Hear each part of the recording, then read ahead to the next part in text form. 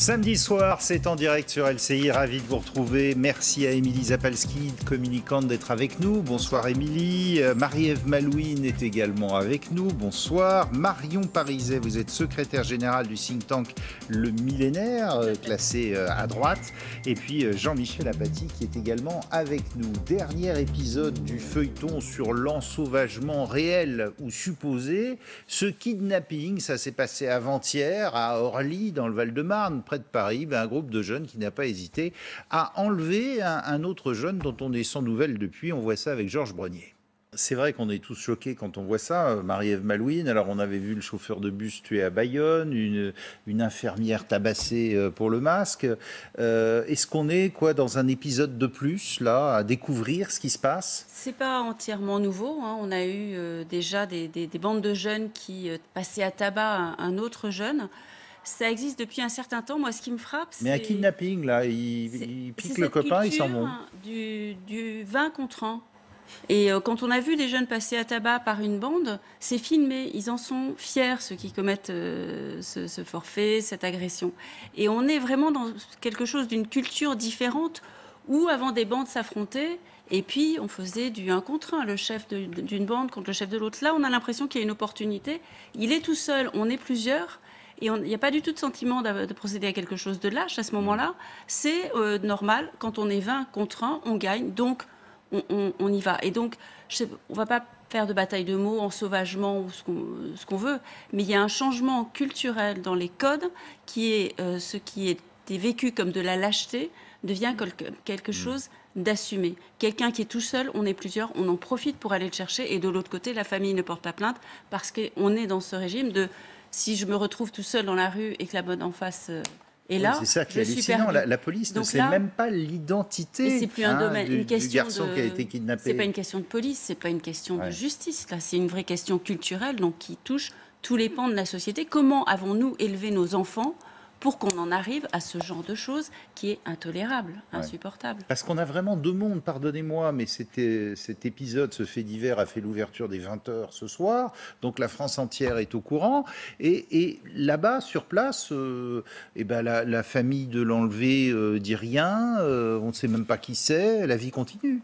Oui, mais ce que disait Marie-Ève Malouine, c'est vrai que l'impact des médias et des réseaux sociaux aussi, moi je pense qu'il y a aussi eu cette explosion médiatique par les réseaux sociaux, d'organisation aussi, peut-être de préparation d'événements.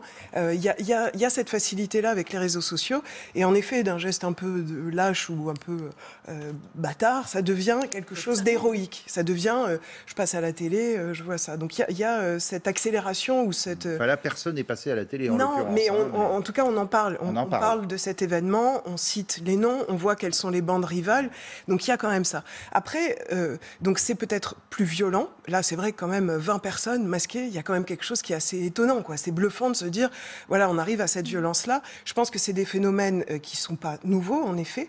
Ça a quand même, les rixes entre bandes, ça a quand même un peu augmenté, et on l'a vu parce qu'il y a eu un plan de lutte, c'était Brice Hortefeux qui avait fait un plan de lutte contre les bandes en 2010. D'ailleurs, Christophe Castaner avait parlé de le refondre, d'en refaire un peut-être plus efficace ou quoi. En 2018, on n'en entend pas tellement parler. Donc il y a aussi cette idée des effets d'annonce et des mots, et pas tellement d'actions derrière suivies. C'est pas la première fois que Castaner récidive sur ce côté « je parle mais je ne fais pas ». On va voir ce que Darmanin, il attaque plutôt, Darmanin, le côté stupéfiant, le côté drogue, ça fait partie des problèmes, puisque, comme vous l'avez dit... On ne sait pas ce qu'il y a derrière, non, mais ça dans peut le être reportage... une rivalité entre bandes... Oui, mais dans le reportage, vous le dites très bien, ça peut être une question de drogue, ça peut être une question d'un mauvais regard, ça peut être des choses très basiques. Et ce qui est quand même à noter, c'est que c'est des bandes souvent qui luttent sur le territoire, pas forcément par rapport à une origine de pays ou quoi, c'est mon territoire, on est chacun face à face, et c'est comme ça qu'on existe, c'est comme ça qu'on a trouvé cette façon d'exister. Il faut aussi voir que c'est peut-être des jeunes, parce qu'il y a beaucoup de mineurs qui sont impliqués, de plus en plus de mineurs, de personnes très très jeunes. Qu'est-ce qu'ils font? Comment on n'arrive pas à les repérer? On a du décrochage scolaire et ça va faire qu'augmenter avec le confinement et tout ce qu'on a vécu. Mais ces gens-là, on n'arrive même pas. Ils passent sous les radars. Personne n'arrive à les repérer. Encore une fois, on ne sait pas l'identité de personne pour l'instant ce soir. Oui, puis ça, c'est un maillage qui est terriblement difficile à faire, que les missions locales sur le terrain essaient de faire. Mais malgré ça, il y en a plein qui passent à travers le filet. Vous vous rendez compte du décalage entre les Français qui regardent le 20h et qui voient ça sans filtre, comme ça se passe comme ça, et puis dans le quartier où on donne même pas d'identité, rien, même si c'est son fils qui a été kidnappé, on dit rien. Vous le sentez ce décalage, Jean-Michel? Oui. C'est difficile de ne pas le sentir, non? Ouais. Mais on a deux mondes là. C'est un fait divers qui nous impressionne beaucoup. On a deux mondes, mais peut-être qu'on a un monde sur lequel on ne se penche pas. Georges Brognier, dans le sujet que vous avez diffusé, dit « Les enlèvements sont monnaie courante ». Peut-être qu'on ne le regarde pas assez, ce monde-là. S'ils sont monnaie courante, les mots ont un sens. S'ils sont monnaie courante, alors il le disait aussi, ça peut être lié à un mauvais regard, ça doit être assez marginal quand même, ou à du trafic de drogue. Ce dont nous parlons, cette scène-là, n'est peut-être pas arrangé dans la catégorie de l'ensauvagement au sens où on l'entend. C'est-à-dire des gens qui, de manière répétée et très violente, ont contesté l'autorité depuis le mois de juin. Peut-être que cette scène-là, peut-être, c'est une hypothèse, est plutôt arrangée dans la catégorie trafic de drogue. Trafiquants de drogue. Cité énième match, disait Georges Brognier, entre les bandes de Villeneuve-le-Roi et d'Orly autour du trafic de drogue. Ils n'hésitent pas à casser une vitre et à monter dans le bus. Ils n'hésitent pas, non, ils n'hésitent pas. Pourquoi ils hésiteraient? Puisque de toute façon, ils sont à côté de toutes les normes sociales. Mais ceci doit peut-être nous amener à nous poser d'autres questions. La société française est la première société consommatrice de cannabis. Depuis 40 ans, nous luttons contre la consommation de cannabis par la prohibition. C'est un échec total. Il faut légaliser? 40, bien sûr qu'il faudra réfléchir. Ah bon, bah alors, vous savez, c'est pas moi qui l'a dit. Hein. Ouais. Vous savez qui l'a dit? L'un des derniers qui l'a dit, c'est Emmanuel Macron pendant sa campagne présidentielle. Pendant la campagne, il a dit il faudra ouvrir une réflexion sur la légalisation du cannabis. C'est pas le premier à le dire, mais disons que c'était la dernière grande voix. Et puis un an plus tard, au détour d'une interview, il n'avait pas donné beaucoup, il a dit qu'il ne légaliserait pas. Donc ça veut dire qu'il a réfléchi tout seul dans son coin et qu'il a opté pour le conservatisme. Très bien. Aujourd'hui, la société française, je le répète, est la première consommatrice de cannabis. La prohibition, depuis 40 ans, n'a rien donné. Au contraire, la prohibition génère des trafics, des marginalisations, un refus de toutes les lois et de toute la société. On ne peut même pas, le gouvernement ne peut pas, faire de campagne de prévention contre la consommation de cannabis, puisqu'officiellement, personne ne consomme de cannabis. Vous parliez de Brice Hortefeux. Il y a 10 ans, un plan contre les bandes, très bien.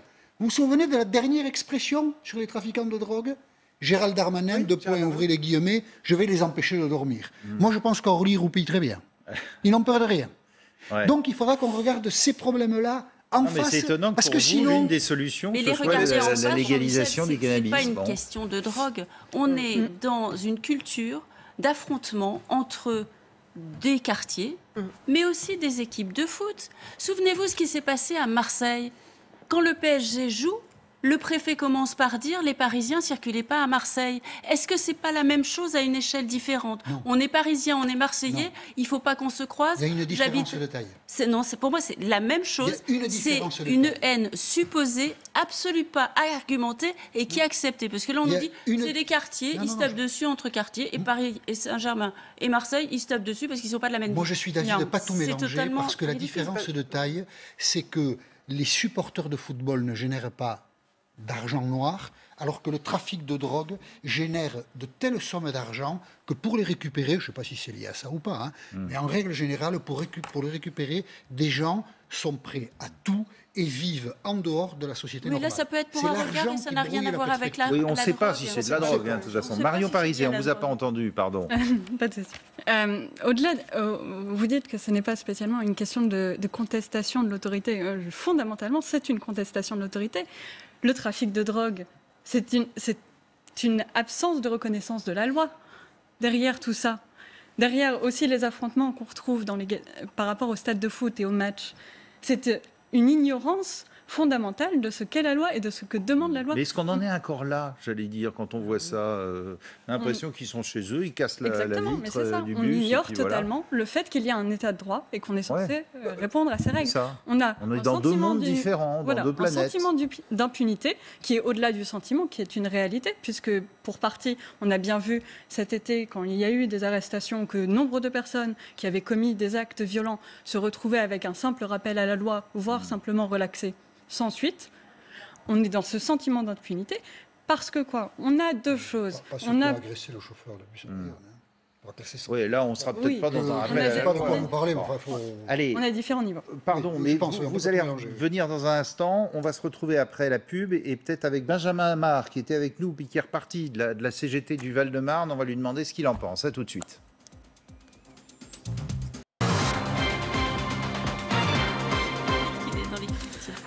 Samedi soir, deuxième partie, l'épisode a fait la une des journaux de 20h ce soir. Un kidnapping en plein jour à Orly, dans le Val-de-Marne, près de Paris. Pourquoi ? Pour aller chercher un jeune. Il y a tout un groupe de jeunes, une vingtaine d'autres, qui sont allés le chercher depuis plus de nouvelles. Même les parents ne le réclament pas. Et la police, surtout, ignore l'identité de tout ce beau monde. Bonsoir Angelo Bruno, vous êtes secrétaire départemental 94 SGP Police. Qu'est-ce que ça vous inspire, cet épisode ? Est-ce que, j'allais dire... eh bien, c'est une marche de plus franchie dans la violence ? Oui, bonsoir. Écoutez, oui, effectivement, hein, c'est une strate de plus qui est franchie aujourd'hui. C'est compliqué. C'est compliqué de voir qu'aujourd'hui, on est amené à voir des scènes comme ça dans notre pays. Ça fait peur. Mais ça sent pour vous le trafic de drogue ou bien deux communes qui ne peuvent pas se voir, en tout cas de certains jeunes des deux communes, entre Villeneuve-le-Roi et Orly ? Il y a cette rivalité entre ces deux communes, elle a toujours existé. Maintenant, oui, effectivement, ça peut être des pistes envisagées. Hein, ça peut être des règlements de compte suite à des territoires pour trafic de drogue ou aujourd'hui dire tout simplement des règlements de compte parce que voilà, il y en a un qui a regardé l'autre de travers et puis ça n'a sûrement pas plu. Donc le problème, c'est de voir l'ampleur aujourd'hui de cette agression, peu importe le règlement de compte, mais là je pense qu'on a franchi effectivement encore une nouvelle fois un cap. Ça vous étonne que la famille du kidnappé ne se manifeste même pas ? Ça m'étonne. Si réellement il y a eu kidnapping, oui, effectivement, ça peut être étonnant. Maintenant, voilà, est-ce que tout simplement on n'est pas dans un règlement de compte de cité ? Est-ce qu'il a été relâché un peu plus loin ? Est-ce qu'il est rentré chez lui tout simplement ? Puisque de toute final, on n'a pas forcément les identités. Je pense que mes collègues sont en train d'exploiter les vidéos pour voir s'ils peuvent reconnaître ou pas des individus. C'est effectivement très bizarre de voir qu'aujourd'hui la famille ne réclame pas le kidnappé, quoi. Mais on a l'impression que la police là est un peu aveugle, qu'elle découvre le truc, parce qu'évidemment, ça a choqué la population, les chauffeurs de bus, etc., mais qu'on court un peu après l'événement. La police, elle n'est pas aveugle. L'enquête est en cours avec les éléments et les moyens qu'elle a. Donc, ils ont récupéré, je suppose, les vidéos du bus, les vidéos aux alentours des communes. Et c'est une enquête qui va être longue, puisqu'il va falloir identifier les auteurs, s'ils sont identifiables, les victimes, si aussi elles sont identifiables, voir si ces dernières étaient connues des services. Donc, on pourrait remonter forcément sur des identités.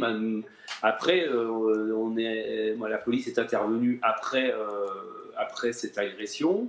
Elle a pris les témoignages du chauffeur, des gens. Oui, évidemment, mais enfin bon, quand l'événement est terminé. Alors, est-ce qu'il y a une hausse ou pas de la délinquance des mineurs ? Écoutez ce qu'en disait le garde des Sceaux, Éric Dupond-Moretti, particulièrement agacé.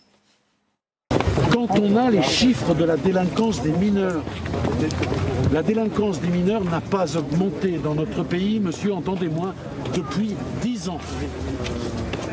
Demandez aux Français ce qu'ils pensent de ça. La plupart de nos concitoyens sont convaincus qu'il y a une augmentation massive de la délinquance des mineurs. C'est pas vrai.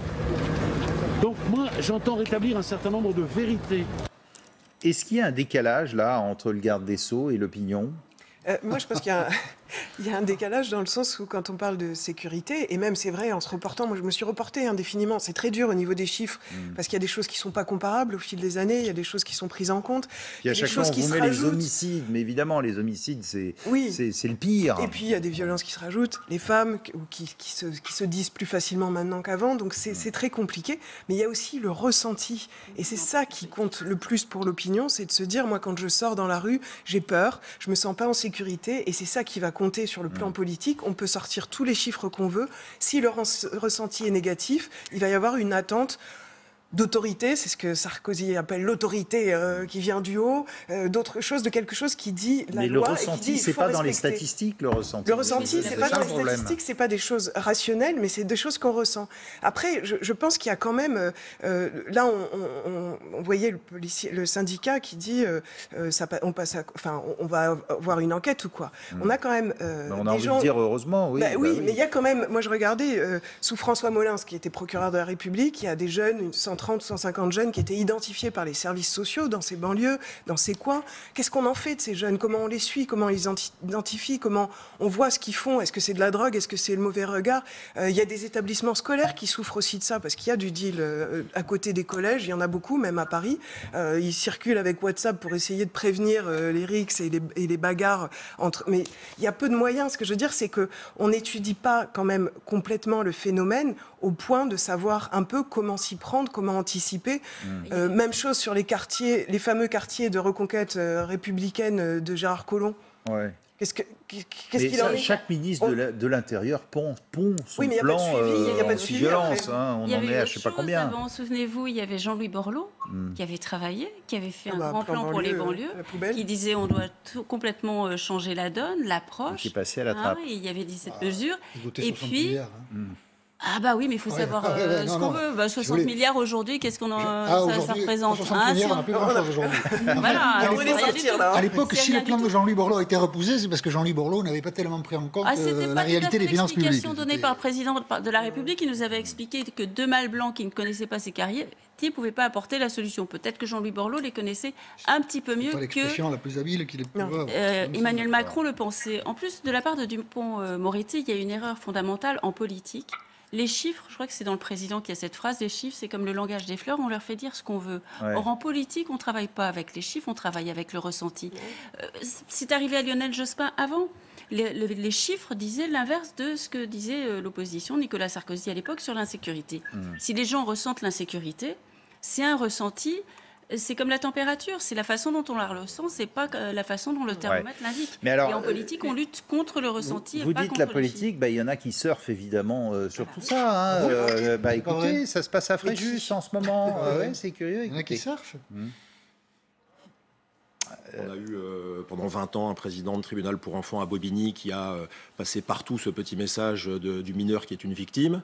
Ça, c'est parfaitement inadapté. Quand on voit qu'à 16 ans, un jeune a 5 ans de fait et qu'il n'a pas coché la case centre éducatif ou prison et qu'on le réattrape sans cesse. Voilà, alors c'était pas lui, mais lui c'est un commissaire de police qui dit on voit ça tous les jours, mais Nicolas Bay à l'université d'été du Rassemblement national. On a le ministre de la Justice qui nie l'évidence, il nie l'ensauvagement de la société. Alors qu'est-ce que c'est quand une femme se fait traîner sur 800 mètres? Qu'est-ce que c'est quand un chauffeur de bus se fait lyncher à mort simplement parce qu'il a voulu faire un contrôle de billets, si c'est pas de l'ensauvagement? Quand on n'est pas capable de mesurer la gravité de la situation et de voir la vérité en face, on n'est évidemment pas capable, ni dans les mots et encore moins dans les actes, d'y répondre. Ça fait monter le RN, ça, des épisodes comme ça, en ouverture des 20h. J'allais pas dire tous les soirs, mais enfin, on en voit souvent. Clairement, parce que là où Dupond-Moretti fait une énorme erreur, c'est qu'il résume finalement le problème de la délinquance et le sentiment d'insécurité au fait que les chiffres de la délinquance stagnent. Les statistiques. Mais dans les statistiques de la délinquance, on regarde les chiffres d'actes violents. eux, sont en augmentation. Et c'est ça que les Français perçoivent. C'est ça que les gens voient au jour le jour quand ils le regardent. C'est le journal le soir et qui tombe sur ces enlèvements, sur cette femme qui s'était faite traîner sur 800 mètres et qui en est morte. Au final, derrière tout ça, on a vraiment ce problème qui est cette impunité en face de ces actes violents. Alors justement, Éric Dupond-Moretti, il dit quoi? Il dit mais il n'y a pas d'impunité là non plus. Il dit au contraire, il y a une réponse pénale systématique à 92%. Oui, une réponse pénale quand on n'est pas capable de pouvoir précisément prouver les faits. Dans le cas de violence, par exemple, quand on n'est pas capable d'amener au dossier devant le juge des preuves pour montrer que oui, la personne qu'on a devant nous est bien à l'origine des faits, oui, bien sûr, il va y avoir un traitement pénal qui va arriver à une relaxe. Mais que veut dire écoutez-le, le garde des Sceaux, lui, c'est pas ce qu'il dit, encore une fois. Le taux de réponse pénale dans notre pays, c'est 90%, madame. Le taux de mise à exécution des peines prononcées, c'est 92%.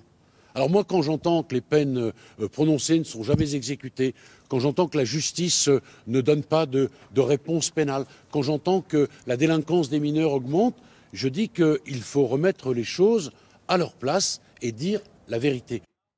Bon, il a du mal, Dupond-Moretti, là, mais il défend son bout de gras. Je n'ai pas le souvenir d'un ministre de la Justice qui, quand un débat dans la société porte sur l'insécurité, soit un personnage fort, qui arrive à convaincre ses concitoyens que la machine judiciaire travaille et que les fauteurs de troubles sont condamnés. Ça, c'est une partition impossible. Donc Éric Dupond-Moretti va faire comme tous ses prédécesseurs, et la liste est longue. Il ne va pas arriver à convaincre les gens que la société ne devient pas, chaque jour, c'est un sentiment, un peu plus violente. Si on prend un peu de recul, tout de même, depuis le temps qu'on nous annonce la catastrophe, il y a tous ceux qui disaient la société devient de plus en plus violente ont quand même dû se tromper, parce que aujourd'hui on ne pourrait plus du tout sortir dans la rue si on prend les propos qui ont été tenus il y a 30 ans. Par ailleurs, les médias ont leur part de responsabilité dans ce qu'on appelle le sentiment d'insécurité, et je vais me livrer à un plaidoyer, j'espère qu'il sera compréhensible et pas trop long, pour vous expliquer la chose. Nous racontons, puisque c'était votre question qui me remet ça. Oui, est-ce que les 20h, quand ils ouvrent systématiquement sur les derniers faits divers, ça ne fait pas évoluer d'un côté ou de l'autre? Nous racontons que Jean-Marie Le Pen s'est qualifié au second tour de l'élection présidentielle en 2002 parce qu'il y avait eu des faits d'insécurité et parce que Lionel Jospin était réputé être peu actif sur le sujet. Il y a l'histoire de Papy-Boise aussi, cette histoire. Faux. Ouais. C'est faux. Bon. En 1995, Jean-Marie Le Pen réunit 4,5 millions de voix au premier tour. Et en 2002, 4,8 millions. 4,5, 4,8. Donc très peu de progression. Très, très peu. Lionel Jospin, au premier tour de 1995, il a 7 millions de voix. Et il n'en a plus que 4,5 millions au premier tour de 2002, parce que toute la gauche est divisée. Et donc ce sont des phénomènes politiques qui expliquent les résultats électoraux. Les élections se jouent généralement, peut-être pas celles de 2022, ça je n'en sais rien, mais généralement sur des questions économiques et sociales, et assez peu en France sur la sécurité. En tout cas, si tous les porteurs là de noirs propos, la société sans sauvage, ça va de plus en plus mal, ma bonne dame, on n'est plus en sécurité nulle part, avaient eu raison, il y a longtemps que le Front National serait au pouvoir. Les gens peuvent dire qu'ils ressentent l'insécurité, mais ils ne votent pas forcément en fonction de ce sentiment. Intéressant. Là où je ne vous suivrai pas, je suis d'accord avec le constat, mais sur le fait que ça reste politique. Et Lionel Jospin, pourquoi ces voix s'éparpillent aussi? Parce que dans le fait de dire aux gens, vous croyez ressentir de l'insécurité, mais vous vous trompez, vous avez tort, ça crée un phénomène politique de « je ne vous écoute pas ». Vous me dites quelque chose. Vous ne nous comprenez pas, mais vous je ne vous entends pas, ouais. vous vous trompez, vous avez tort. Et on peut pas dire, quand on dit aux électeurs vous avez tort, ils vont voir ailleurs. Et c'est là où l'insécurité est un sujet éminemment politique, parce qu'il est dans le ressenti, il est aussi dans la réponse. Dupond-Moretti, il a commencé, et je trouve que là, il traduit son agacement, mais au début, il a commencé à dire oui, il y a un problème dans la justice, il n'y a pas assez de moyens. Mais croyez-moi, je me bats et je vais obtenir des moyens. Là, il change de ligne, au lieu de dire oui, tout n'est pas parfait, il est en train de nous dire attendez, vous n'y comprenez rien. Les chiffres prouvent que ça fonctionne. Parce qu'il fait le job de garde des Sceaux. Mais son job, il faisait mieux son job quand il nous disait j'obtiens de l'argent et vous allez voir, ça va mieux marcher et j'entends ce que vous me dites et donc on va l'améliorer. Alors que là, dire vous vous trompez, vous avez tort, c'est dire aux gens Je ne vous écoute pas, vous vous trompez. Moi, juste pour revenir sur ce que vous disiez, Jean-Michel, sur 2022, moi, je prendrais beaucoup de pincettes parce que la situation économique et sociale, de toute façon, on s'attend à ce qu'elle soit assez catastrophique parce qu'il y a eu la crise Covid, donc les conséquences vont durer. Là, on finit le quinquennat, les 2 années à venir, elles vont être sur ce... On n'attend pas qu'un retournement de situation très vert tout de suite, forcément. La sécurité, Emmanuel Macron, il joue avec le feu en commençant à attaquer là-dessus à la rentrée et dans ces derniers jours, justement, ces dernières centaines de jours, fin de quinquennat. Sécurité, il parle aussi de séparatisme, il commence à parler de projet de loi. Il n'ira jamais aussi loin que ce que pourrait faire la droite, les Républicains, ou ce que pourrait faire le Rassemblement national. Donc, il avance des lignes sur lesquelles... Vous êtes en train de nous dire qu'il est un peu démago, là, Emmanuel Macron ? Il est démago, il attaque avec un sujet qui est quand même très de droite. Sa fin de quinquennat, il met l'accent... Qui ne lui plaît pas forcément, d'ailleurs. Sur lequel il n'est pas très à l'aise. Et ce côté pas très à l'aise se reflète avec, d'un côté, Darmanin, Sarkozy Junior, très à fond sur ce sujet, et de l'autre côté, Dupond-Moretti, qui est quand même de plus en plus modéré et qui défend, en effet, comme vous le dites, son ministère, ça c'est de bonne guerre. Donc on sent qu'il est quand même très mal à l'aise sur ce sujet et en même temps il y va parce qu'il sait que les voix de droite se trouvent aussi sur ces thématiques-là. C'est un pari très très risqué. Allez, d'un mot parce qu'on va y revenir à la fin de l'émission aussi. Juste pour nuancer par rapport à 2022, les Français rejettent globalement un second tour Le Pen-Macron. Oui. Donc on a aussi ça à prendre en compte. Après, surtout, ils le rejettent sur le principe. Vous savez pourquoi on pense qu'ils regrettent de le subir peut-être. C'est parce qu'au premier tour, les deux sont en tête dans les sondages. Oui. Les deux sont en tête dans les sondages, mais chacun a ses fragilités. Aujourd'hui, Marine Le Pen n'est pas crédible, toujours pas crédible d'ailleurs, comme elle l'a prouvé déjà en 2017, elle n'est toujours pas crédible, et Emmanuel Macron aura bien du mal à sortir de la situation actuelle. On va y revenir avec justement l'université de la droite à Port-Marly dans la deuxième partie de l'émission. J'aimerais qu'on passe à la lutte contre le Covid. Pourquoi ? Parce que regardez, la courbe, elle remonte à nouveau 9000 cas hier, et on s'aperçoit de quoi ? Que le gouvernement en est à 1 million de tests par semaine. Alors tout le monde applaudit, c'est formidable, sauf que ça marche pas. C'est le grand embouteillage. Il faut des heures et des heures pour se faire tester et parfois pas de résultat avant 3 voire 4 jours. On va voir ça avec Delphine. Bonsoir Jean-Paul Hamon, merci d'être en ligne avec nous via Skype. Vous êtes médecin généraliste, président de la Fédération des médecins de France. On vous connaît évidemment très bien ici sur LCI. Quand vous voyez ces chiffres-là, d'abord d'attente et puis après d'attente pour les résultats, vous dites quoi ? Est-ce que ça sert à quelque chose de faire 1 million de tests par semaine ? Ouais, on se demande ce qu'ils en font effectivement, parce que on voit bien que nous aussi, on a des délais de 5 jours, on a des délais qui sont extrêmement longs et qui sont totalement incompatibles avec une épidémie, avec la prise en charge correcte d'une épidémie où on doit identifier rapidement les cas contacts et pouvoir les isoler.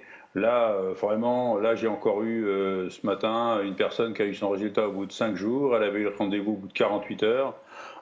Franchement, c'est pas sérieux et c'est pas comme ça qu'on va contenir l'épidémie. Ça veut dire que quand le ministre Olivier Véran se félicite d'1 million de tests par semaine, en fait, c'est une stratégie qui ne marche pas forcément bien. Ouais, c'est-à-dire que, vous savez, on a permis aux gens d'aller au laboratoire comme ils voulaient, quand ils voulaient, sans ordonnance, sans la moindre prescription. Donc, on a des gens qui sont symptomatiques, qui ont dû attendre 2-3 jours avant de se faire tester. On a des gens contacts qui sont pareils dans le même état et qui, en plus, ont les résultats au bout de 5 jours. Alors, vous savez, si ces gens-là sont positifs, le virus, il a le temps de faire des petits. Si on peut pas contenir rapidement les gens, identifier les cas contacts et les isoler, c'est sûr que ça va continuer à grimper. Alors on a du pot en ce moment parce que certes, on teste beaucoup plus de monde, même avec retard, mais pour le moment, les chiffres en réanimation et les chiffres d'hospitalisation augmentent très très peu.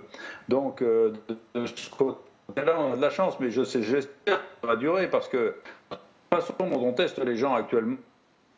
Oui, on a des petits problèmes de transmission. Jean-Paul Hamon, je crois que le débit est un petit peu faible. Votre réaction sur ce qu'on vient d'entendre là Qu'est-ce qu'on râle ? On râle tout le temps. On râle parce que vous avez essayé de vous faire tester. Vous avez essayé Non, mais déjà, les files d'attente, il y en a partout. Les files des files d'attente. Mais déjà, on dit souvent, alors là, Jean-Paul Hamon dit l'inverse, beaucoup de gens sont testés dans la journée. Alors, on attend 4 heures, on attend 5 heures, oui, d'accord, c'est pas immédiat, mais Le plus embêtant, c'est que... Ah ben oui, il faut avoir du temps. Ah ben oui, il faut que ça serve à quelque chose. Travailler, quoi. Oui, mais il y a 3 mois, on disait on ne teste pas assez, les Allemands testent plus que nous. On teste plus que les Allemands, tiens. Oui, mais... Alors, on râle tout le temps, mais on teste plus que les Allemands. Testaient en drive, qu'il n'y ait pas assez de matériel pour tester, pas assez d'écouvillons, ça, c'est embêtant.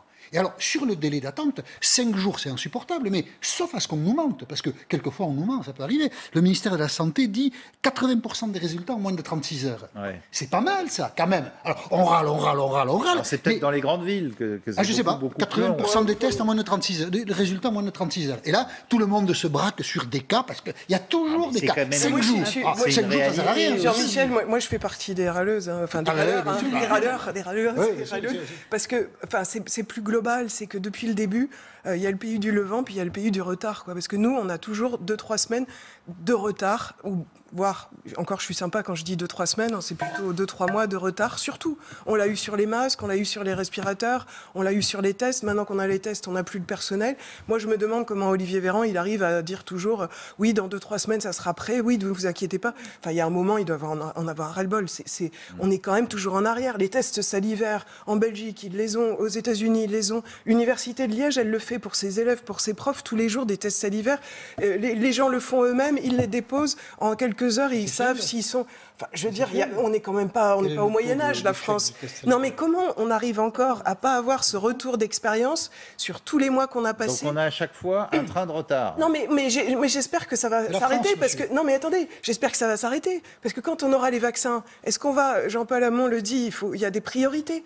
Qui on va vacciner en premier? Il faut peut-être y réfléchir dès maintenant, hein, si on veut être prêt en janvier 2021, si on a le vaccin. Est-ce qu'on vaccine les gens des services publics, les médecins? Du vaccin, mais déjà, les tests...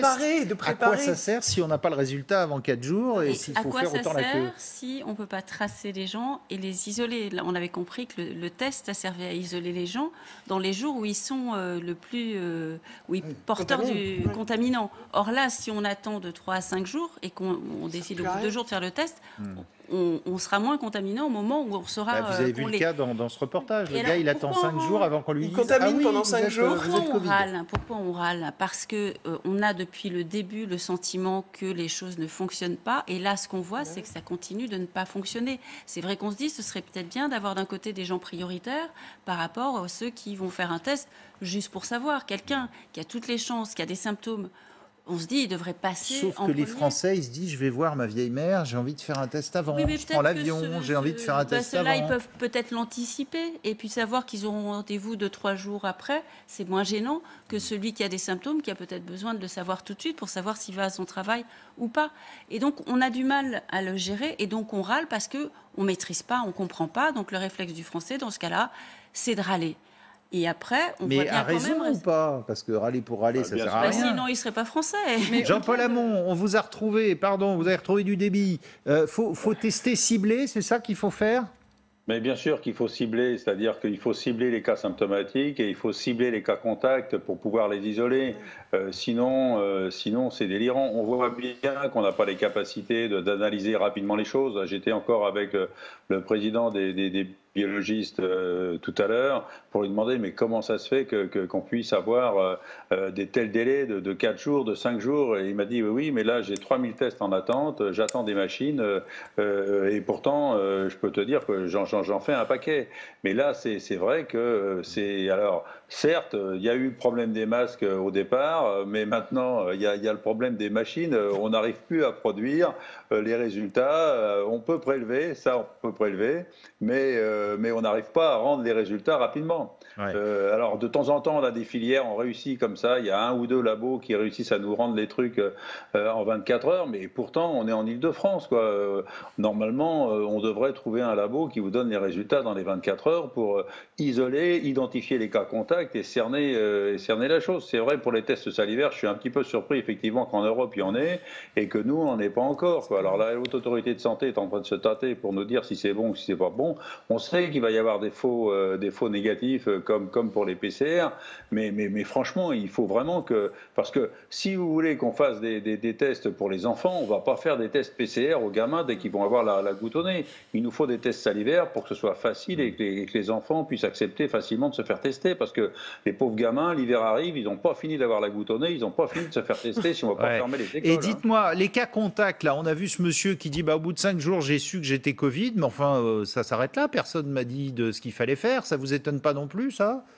C'est-à-dire que oui, il y a un peu de retard à l'allumage. Là, je pensais que les services de la sécurité sociale allaient être beaucoup plus réactifs. Vous savez, il y a ces cas contacts qu'on identifie, qu'on met sur le site de la Sécu, et puis le personnel médical de la sécurité sociale prend contact avec la personne positive pour identifier les personnes qu'elle a rencontrées.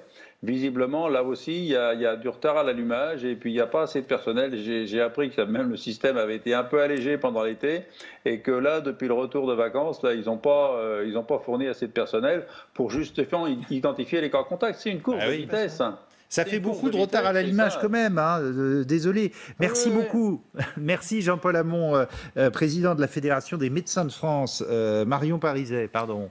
Oui, on a un problème d'organisation, on a un problème de communication qui est répétitif depuis le début de cette crise.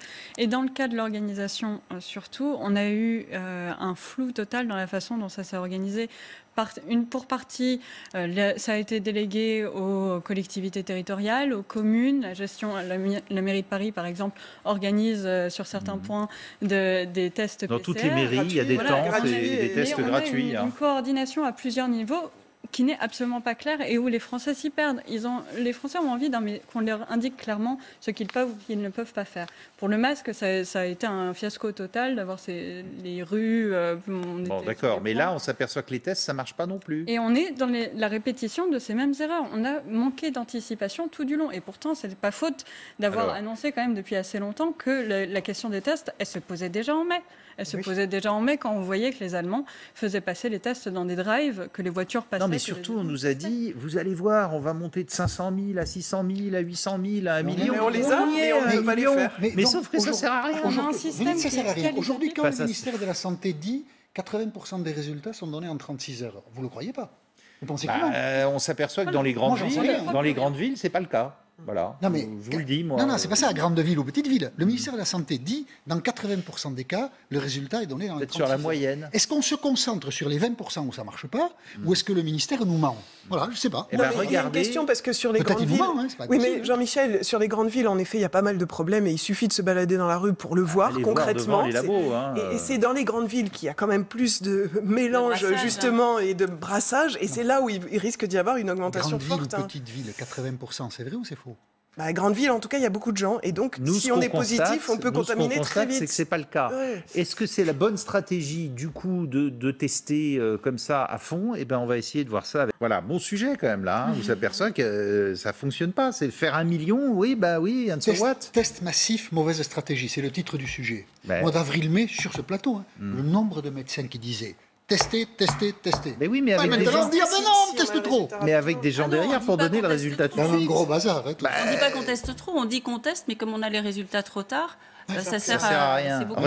Regardez le nombre de nouveaux cas aujourd'hui. Ils viennent de tomber. C'est comparable à hier. 8853 et 53 nouveaux foyers. Bon, vous n'êtes pas médecin, mais vous vous rendez compte quand même qu'il y a un souci. Plus que l'Italie, plus que l'Espagne, plus que l'Allemagne. Et moins que l'Espagne. L'Espagne à peu près a le double de cas que nous, par 100 000 habitants. L'Italie en a 2 fois moins que nous. L'Allemagne, beaucoup moins que l'Italie, et donc que nous. Et la Grande-Bretagne en a moins que nous aussi. Oui, donc en France, c'est assez vif. Oui, c'est assez vif. Et puis il y a aussi des critères importants, c'est que ça vient dans les EHPAD. Enfin, les clusters, il y en a quand même dans les EHPAD. Je crois de mémoire 200. Ça commence à venir dans des populations plus âgées. Jusqu'à maintenant, à la rentrée, on disait c'est des populations plus jeunes qui l'ont, moins symptomatiques, qui ont moins de conséquences graves, mais ça commence à s'étendre, puisqu'évidemment, les frontières, elles sont pas imperméables entre les plus âgés et les moins âgés, entre les plus vulnérables et les moins vulnérables, et c'est tout ça. C'est pour ça que vous avez vu ce qu'a dit Olivier Véran hier, il dit attention, dans les 15 jours, ça risque d'être la cata. Oui, bon. Et juste pour un petit aussi petite pique là sur le retard, parce qu'il y a une semaine, Blanquer nous faisait une grande une en disant on est préparé à tout. Et là, on a Emmanuel Wargon qui cherche une sortie de secours un peu bien pour les gens qui vont être dans la panade parce que leurs enfants sont dans des écoles qui sont déjà fermées pour cause de Covid et que On n'a pas tout préparé. Il y en a 11 des écoles fermées. Il y en a peu, ça commence à augmenter. Non, il y en avait 22, mais il y en a 11 de la Réunion qui ont ouvert. Voilà. Oui, mais on n'a pas encore... Non, mais ce qui est terrible, c'est qu'on est préparé à tout, mais on ne sait pas en tout cas quelle solution proposer à ces parents qui récupèrent des enfants une semaine après la rentrée et qui se retrouvent à devoir travailler avec des petits ou grands enfants à la maison, et on sait que ce n'est pas très pratique. Et dans l'anticipation nécessaire, le docteur Hamon a mis le doigt sur les tests pour les enfants, parce que les enfants qui vont être enrhumés, qui vont avoir des gastro, bon, ils en auront peut-être moins que les autres années puisqu'ils vont se laver les mains et moins échanger, mais quand même, comment on va les tester ? Combien de fois? Parce qu'on peut faire un rhume une semaine, après ça passe, et puis le gamin, ça recommence. Et là, quelle sera la réaction? Est-ce qu'on va fermer toute la classe à chaque fois qu'il y a un rhume et qu'on attend? Et les gamins, on ne va pas pouvoir leur mettre un truc dans le nez. Mais on a tellement crié en disant il n'y a pas de test, et puis quand il y en a 1 million, on s'aperçoit que ça marche pas tellement mieux. Il faut l'anticiper avec le protocole et dire clairement quand est-ce qu'on ferme la classe, quand est-ce qu'on ferme l'école, quand est-ce qu'on isole et comment on gère les enfants qui rentrent à la maison avec les parents qui travaillent. Alors, vous avez vu que ce sont les préfets maintenant qui ont la haute main sur la question de la lutte contre la pandémie. Exemple, à Marseille, là, il y a le préfet des Bouches-du-Rhône qui a décidé de finalement rouvrir les bars, les restos à 00h30 plutôt qu'à 23h. Bonsoir Romain Joffre, vous êtes gérant du restaurant Le Petit Jardin à Marseille. Alors, je suppose que tout ça, ça vous fait plaisir. Vive le préfet ce soir, non? Oui, bonsoir. Oui, événement exceptionnel ce soir. On a eu la nouvelle cet après-midi. On est très heureux. Pour une fois, on a l'impression d'avoir été entendu. C'est une décision qui a été prise avec concertation de nos syndicats. On est très heureux. C'est une super nouvelle pour nous. Bon, et pourquoi est-ce qu'il a pris cette décision? Il vous a argumenté un petit peu? Alors, on n'a pas vraiment eu de retour sur la décision. On sait que notre syndicat, qui lui a longtemps œuvré pour avoir au moins une concertation avec le préfet, qu'il l'a eu avant-hier, je crois. Et on a eu la notification de la décision cet après-midi. Je pense qu'ils ont pris en compte que 23h, ce n'était pas forcément une décision pertinente, que l'impact économique était très important et que l'impact finalement sur l'épidémie, comme on l'a expliqué souvent, n'avait pas réellement d'importance à ce niveau-là. Parce que nous, on peut trouver ça aussi, enfin certains vont trouver ça contradictoire. On nous annonce depuis 2 jours 9000 cas supplémentaires, plus de 50 clusters en plus, et puis on rouvre plus tard les restos et les bars à Marseille. Je pense que la question, elle n'est pas vraiment dans la pertinence par rapport aux nouveaux cas et par rapport à l'accroissement des cas. Je pense que la pertinence, elle était vraiment de savoir si cette décision, elle était efficace ou si c'était une décision qui pouvait, avec après concertation et après, bien sûr, des garanties de notre part de bien faire les choses, pourrait être efficace par rapport à la lutte contre le coronavirus. Moi, honnêtement, je suis sur le terrain. Oui, allez-y. Ah, on vous a... Oui, perdu. Ah, on vous a perdu. Bon, on va peut-être vous retrouver plus tard. Ça vous étonne, la réaction du préfet à Marseille, là ? On a déconcentré, on a choisi de déconcentrer la prise de décision pour ce type d'action, ce qui est en soi très bien parce que ça permet de prendre en compte une situation assez spécifique, les contextes locaux. Mais au final, le préfet se retrouve dans une situation d'autant plus complexe qu'il doit équilibrer enjeux économiques, enjeux sanitaires. Et potentiellement, ce sera lui le fusible si ça se passe mal. Donc l'État se défausse indirectement en choisissant de reporter la faute potentielle sur les préfets. Mais le préfet des Bouches-du-Rhône, il s'est fait des copains, là. Oui, mais il a tout à fait... On peut ce tout à soir, fait il n'a pas dû payer la note au restaurant. Il a tout à fait raison. Il a fait la tournée des bars jusqu'à minuit 30. Exactement. Mais il y a un intérêt à relancer économiquement. On ne peut pas garder tout le monde sous cloche. Ah bah oui, mais alors après, on nous dit qu'il y en a 9000 nouveaux cas. Oui, il me semble qu'il y a quand même... 9000 nouveaux cas, il faut les remettre en perspective vis-à-vis du fait qu'on... Alors attendez, on vous a retrouvé pendant que vous êtes là, Romain Joffre. L'essentiel de votre chiffre, vous le faites en terrasse, principalement? L'essentiel est fait en terrasse. Après, il ne faut pas oublier que la majorité des gens, on va dire, qui consomment, en l'occurrence, ce qui est important pour nous, de l'alcool, qui prennent des apéritifs et qui passent du temps dans le restaurant, c'est les gens qui arrivent tard. En l'occurrence, c'est la clientèle qu'on nous avait enlevée jusqu'à présent. Mais il y a peu de gens en salle, parce qu'on sait qu'en terrasse, on risque pratiquement rien pour le Covid, alors que dans un lieu fermé, c'est beaucoup plus compliqué. Alors de toute façon, je vais vous dire que naturellement, par la période, il fait chaud. La période est agréable. De toute façon, aujourd'hui, tous les gens recherchent la terrasse. Nous, on a des places à l'intérieur. Les gens, ils ne veulent pas en entendre parler. De toute façon, par rapport à la saison, là, ils recherchent à l'extérieur. Et encore plus, depuis l'épidémie, on nous demande régulièrement au téléphone si on respecte les gestes barrières, si on respecte les protocoles. Et en plus de ça, les gens, comme nous, on a une clientèle en plus qui est un peu plus âgée, s'ils peuvent manger à l'extérieur, ça n'est que mieux pour eux, oui. Sinon ils ne viennent pas. Merci beaucoup Romain Joffre, gérant du restaurant Le Petit Jardin à Marseille. Bon, ben voilà.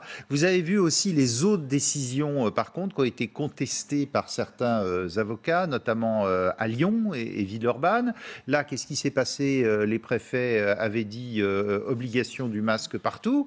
Puis il y a des avocats qui se sont saisis de la chose et qui ont dit non, ça marche pas comme ça. Et le tribunal administratif leur a donné raison. Il a dit non, il va falloir dire dans quelle rue c'est plus dangereux que d'autres. Et l'État, du coup, a décidé de faire appel. Réponse demain par le Conseil d'État à 11h.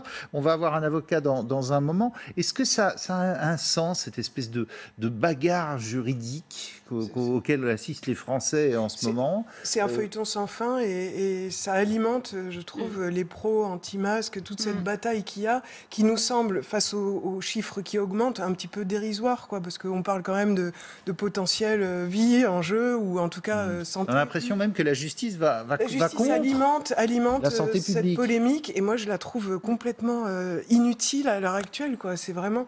Après, sur les questions de décision, préfet ou quoi, moi j'ai l'impression que l'État a quand même loupé le coche. Au début était contre les décisions locales, maintenant complètement pro, comme vous le disiez. Il me semble qu'il y avait un juste équilibre à trouver, et peut-être ça donnera des leçons pour les futures lois 3D, si elle vient, la loi de décentralisation. Sur quel équilibre? Peut-être qu'il y a quand même une colonne vertébrale. Mais tout le monde nous disait, la meilleure organe de décision, c'est la paire préfet-maire. Oui, mais il y a quelques décisions. Oui, mais il y a quelques... on le fait. Oui, mais il y a quelques décisions qui peuvent être prises. Il y a quand même des caractéristiques communes. Il y a des métropoles en France, donc on peut se dire, on peut peut-être suivre un petit peu la même chose pour toutes les métropoles. Il y a, ça me fait penser à l'événement Le Puy du Fou. Pourquoi Le Puy du Fou et pas d'autres événements ailleurs? Il y avait peut-être quelques éléments à faire similaires pour toute la France, et d'autres sur lesquels on regarde la situation locale, sanitaire, économique. Moi, je me souviens de débats où quand on nous disait tout vient de l'État, c'est lamentable. Mais là, on a fait du tout, rien. Ça continue, puisque les préfets sont les représentants de l'État. Ce qu'on disait, c'est que le maire... Sauf qu'ils font du à la carte, là. Oui, mais sauf que le préfet n'est pas élu. Il est nommé par l'État, donc il dépend de l'État. Donc il applique les décisions de l'État. C'est un petit peu ce qu'on a dit, ce qui s'était passé quand même au Puy du Fou. Or, à la différence du maire... Oui, je sais, officiellement, c'est pas du tout Emmanuel Macron qui en a parlé. Ah non, la décision au Puy du Fou, c'est pas le préfet n'applique pas la politique de l'État. Le préfet regarde la situation au Puy du Fou, et c'est en fonction des critères qui avaient été donnés par l'État qu'il prend la décision. Et par des 9000 personnes. Et il y avait quand même une relative pression du fait indirect pour le préfet, du fait qu'Emmanuel Macron avait eu des contacts avec Philippe de Villiers et que Philippe de Villiers s'en était largement fait l'écho, sans être démenti. Le préfet a expliqué sa décision. Oui, mais sauf que la semaine suivante, le préfet est revenu dessus, comme par hasard. Donc simplement, je pense qu'entre le maire et le préfet, la différence c'est que le maire est élu, le maire est redevable devant ses électeurs, et le maire peut expliquer sa décision. C'est son boulot. Alors que là, on a dit, on déconcentre, on fait du territoire, mais le territoire, ça reste le préfet. Et les élus, qui sont légitimement élus pour appliquer les consignes, ils n'interviennent pas là. C'est encore une fois, ça vient d'en haut. Vous avez vu que dans certaines villes, quand ils appartenaient, le Conseil d'État leur disait vous n'avez pas le droit. Et oui, parce que le ministre de l'Intérieur avait demandé au préfet de contester les arrêtés municipaux. Donc on est toujours dans cette ambivalence. Le gouvernement nous dit on va décentraliser, on donne le pouvoir aux maires et c'est eux qui seront responsables. En attendant, ça reste les préfets qui décident. Et à Marseille, on avait dit si, il y avait concertation.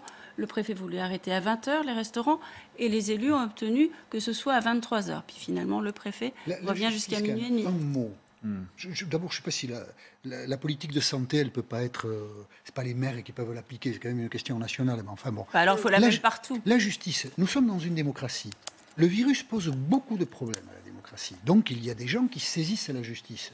Ils ont le droit. Le droit administratif... on n'a jamais dit le contraire. Le droit administratif a été construit par tout un tas d'emmerdeurs qui ont saisi les tribunaux administratifs contre les attitudes de l'État. C'est tous les étudiants en droit, il y a des arrêts qui font jurisprudence, et c'est comme ça qu'on construit une société. Donc on décide d'imposer le masque partout, par exemple à Lyon. Une association saisit un juge administratif qui dit qu'il y a un décalage entre le but recherché, c'est-à-dire la circulation... rompre la circulation du virus, la ralentir, et la décision qui est prise, le Conseil d'État va nous dire ce qu'il en est. Évidemment, après, rien n'est clair et facile à comprendre.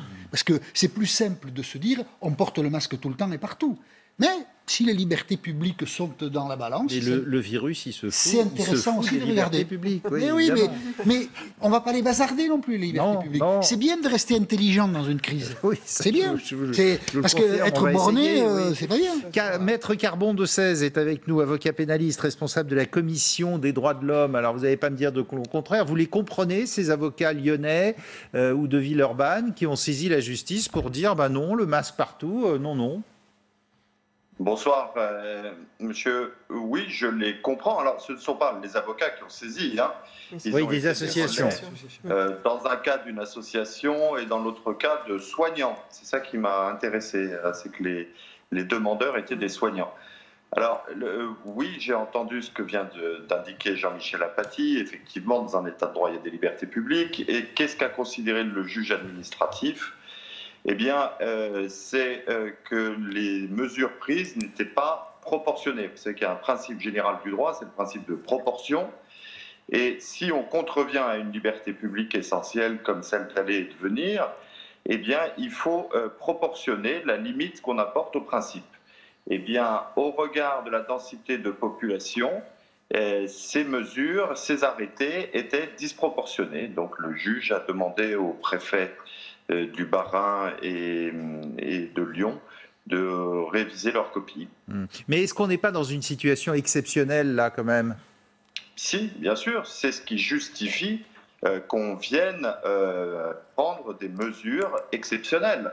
Et le port du masque est une mesure exceptionnelle puisqu'elle contrarie votre liberté d'aller et de venir, outre l'inconfort. Alors comme le juge ne peut pas se reposer sur une opinion médicale unanime sur l'opportunité du port du masque, eh bien, il en revient aux fondamentaux du droit, c'est ce qu'on lui demande, il est dans son rôle. Bon, regardez en tout cas ce qui se passe un peu en Europe, là, rien qu'aujourd'hui, samedi. Alors, ils étaient, je crois, 2000 à Rome, anti-masque, anti-politique gouvernementale. Bon, ils ne sont pas beaucoup, là. Mais Croatie, à Zagreb, aujourd'hui, alors là, ils étaient des milliers à dire arrêtez de nous prendre pour des covidios. C'est joli. Et à critiquer les annonces gouvernementales, critiquant notamment la télévision d'État, la télénouement, où est-ce qu'on va ? Est-ce que là, on n'est pas, Maître Carbon de 16, dans la défense de la liberté individuelle ? Oui, on est dans la défense de la liberté individuelle, même si les propos peuvent vous paraître outranciers, on est dans tout à fait là-dedans. Mais ce que je voudrais vous dire, c'est qu'au regard du droit français, le port du masque est aussi un respect de la liberté individuelle. C'est la liberté de vivre le mieux possible. Donc, si vous voulez, le juge va être en face de deux contradictions. L'impératif de la sécurité sanitaire de nos compatriotes et est-ce qu'il est loisible de leur demander de consacrer comme effort pour y parvenir. Si l'effort qui est demandé est disproportionné, il est dépourvu d'une base légale au regard du droit français. Je vais vous donner un exemple, si vous voulez. Les gens sont très désappointés par les propos contradictoires des médecins.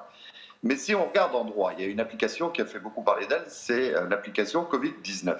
L'application Covid-19 ne s'enclenche que si vous restez un quart d'heure ou plus en présence de quelqu'un qui est affecté par le virus. Quand vous vous promenez dans la rue et que vous marchez, vous ne côtoyez pas quelqu'un pendant un quart d'heure. Ce n'est pas vrai. Donc, si vous voulez, même là, si vous voulez, nous, en France, on constate qu'il y a, ne serait-ce que dans les dispositifs médicaux qui permettent de prévenir la croissance de cette pandémie, il y a là des contradictions. Bon, mais attendez, si on va au bout du raisonnement, pardonnez-moi, mais si on applique à fond les libertés individuelles et les droits de l'homme, eh ben on ne prend aucune protection. Non, parce que les droits de l'homme, vous savez, en droit, l'exception, contrairement au sens commun, vient illustrer le principe au lieu de le consacrer. Et les droits de l'homme n'ont rien contre le fait qu'on vienne prévenir la croissance d'une épidémie. Non, ça c'est une vision caricaturale. Par contre, les libertés publiques qui ont un socle constitutionnel chez nous, il faut le rappeler, dans la hiérarchie des normes, des règles et de l'application de la règle de droit en France, ce sont les règles fondamentales. Et il est quand même bon que le juge vienne se pencher. Je vous rappelle que dans cette logique de l'impératif sanitaire qui a été celui du gouvernement, qui est un impératif louable, peu de gens se sont souciés de ce que les mesures soient respectueuses de ces libertés publiques. D'où ces associations et ces avocats.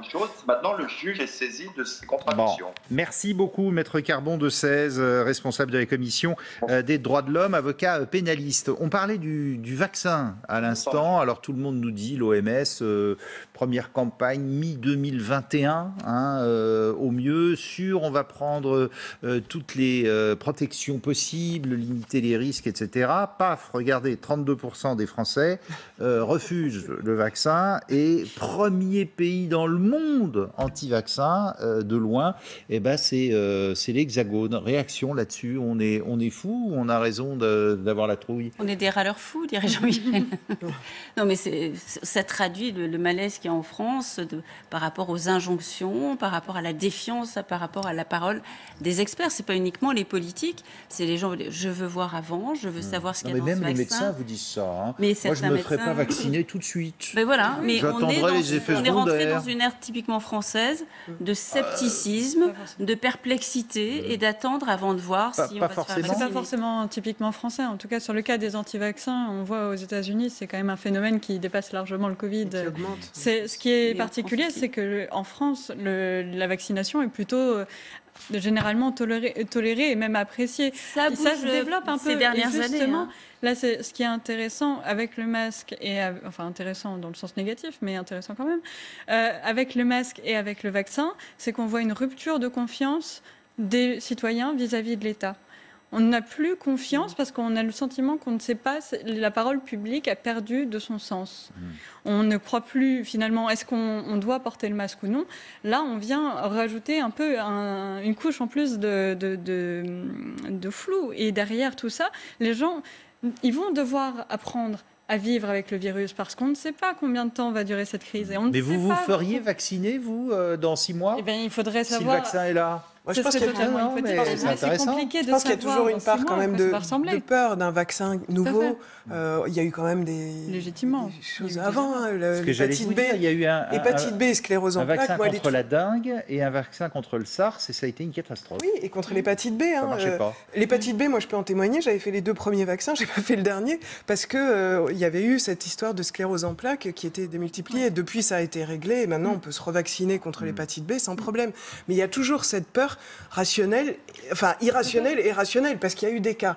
Maintenant, en termes de communication aussi, ça s'anticipe. C'est pas nouveau qu'on soit contre les vaccins. Les Français sont quand même globalement, un tiers contre, et c'est de plus en plus, ça augmente. Et moi, je dirais que c'est même plus que la méfiance et ce côté on nous ment, c'est aussi se positionner. Et ça revient, c'est comme les masques. C'est comme si je me positionnais contre l'État. Non, mais dans le cas présent, personne ne sait si le vaccin il va marcher et s'il va avoir des effets secondaires dans 6 mois, 1 an, 2 ans. Oui, il y a quand même des essais, c'est pour ça. Il y a quand même. Oui, mais sur combien de temps les essais européens Sur combien de temps les essais? Oui, si on essaie de construire le raisonnement qui aboutit à la méfiance, précisément, il y a cette notion de temps, puisque on comprend que toute la machine industrielle est pressée par les pouvoirs politiques. Moi, je peux vous dire que par les opinions publiques. Fin septembre, il va y en avoir 3 ou 4 qui vont vous dire j'ai le vaccin. Et par l'argent aussi. Tout le monde a envie qu'il y ait un vaccin. Donc il y a une pression forte sur les industriels, mais évidemment, il y a visiblement du dégât dans les opinions publiques,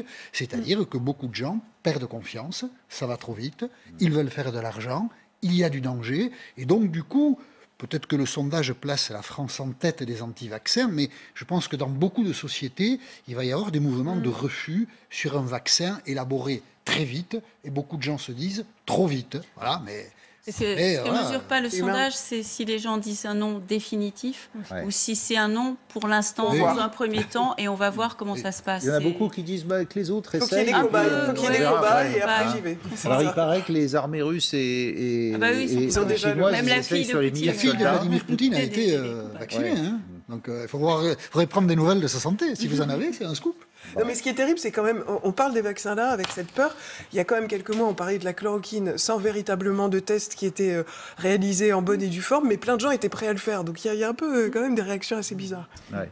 Allez, autre sujet du jour, France relance. Alors c'est beau ça, hein, c'est merveilleux. Avec quoi? Avec 100 milliards à la clé. Allez, vous me mettrez 100 milliards, regardez comment c'est distillé. Ça, ce France relance, il va y avoir 35 milliards pour la compétitivité et l'innovation, 30 milliards pour la transition écologique, 35 milliards pour la cohésion sociale et territoriale. Avec ça, on peut mettre beaucoup de choses. Hein, ça fait un peu fourre-tout. Sauf que déjà, certains montent au créneau en disant, par exemple, les TPE et les PME, qu'est-ce qu'elles vont avoir? C'est ce que dit Marine Le Pen, regardez, inquiète sur les toutes petites entreprises et les moyennes. Je ne sais pas si on va le voir. Et puis, on va également écouter un membre des économistes atterrés. Voilà, Marine Le Pen. Je note que les TPE et PME reçoivent dans ce plan des miettes, 3 milliards, c'est déjà pas mal d'ailleurs, sur 100. C'est dérisoire, alors qu'elles sont le cœur battant de la vie économique. Et écoutez cet économiste. Sur l'un des deux impôts qui est supprimé dans les impôts de production, il ne vaut que pour les entreprises qui ont des revenus au-delà de 600 000 euros. Ça veut dire que les TPE sont exclus du bénéfice de ces 10 milliards. Ça veut dire que ça va aux moyennes et aux grandes entreprises. Donc de ce point de vue, elles sont fondées à considérer qu'elles sont maltraitées. Bon, on a oublié les petits dans ce plan ? Moi, je ne suis pas sûre, hein, dans ce qui ressort, en tout cas, de ce qui est noté sur le papier, puisqu'après, en effet, on va le voir dans la réalisation et la mise en œuvre. Il y a quand même cette veille des très petites entreprises et des PME et des entreprises de taille intermédiaire aussi, les ETI, qui nous manquent par rapport à l'Allemagne, qui en a beaucoup plus. On parle de 40 milliards, je crois que chez Alain Griset, qui est responsable justement côté PME, il parle de 40 milliards qui seraient destinés aux TPE-PME. C'est pas ce qu'on voit, nous, dans les chiffres qu'on nous donne. Hein. Oui, mais dans les impôts de production, par exemple, moi j'ai bien relevé, ils disent que 30% par exemple des TPE-PME seraient ciblés. Alors ça reste que des chiffres, mais il y a quand même cette veille peut-être un peu tardive de se dire il ne faut pas que ça profite qu'aux grandes entreprises et il va falloir qu'on cible les TPE. Juste pour mémoire, le crédit d'impôt compétitivité emploi, il y avait eu ce même problème, c'est-à-dire qu'au départ il était ciblé et plutôt captif, plutôt pour les grandes entreprises et petit à petit ça a été mis au point sur les TPE. Là, j'ai l'impression qu'on parle quand même des TPE et des PME dès le début, donc c'est déjà un bon signal. Et quand, regardez, le numéro 1 de la CGT, le Philippe Martinez, je vais y arriver décidément, dit on a fait tout ça, mais on n'a pas demandé de contrepartie aux entreprises. C'est-à-dire qu'on aurait pu dire, on vous donne tant de millions, mais vous créez tant d'emplois. Est-ce qu'il a forcément tort ? Le jour où il y aura des licenciements, évidemment, on dira mais ils ont touché des sous et ils licencient. Donc il y a un potentiel de polémique, mais ça c'est parce qu'on est fâché avec l'économie depuis longtemps. Voilà. On est fâché avec l'économie parce que ce qu'il faut prendre en compte, c'est que les contreparties, ça ne marche pas dans un système qui est ouvert. On va toucher la compétitivité de nos entreprises et ça va se reporter potentiellement vers les entreprises étrangères, vers l'Allemagne, etc.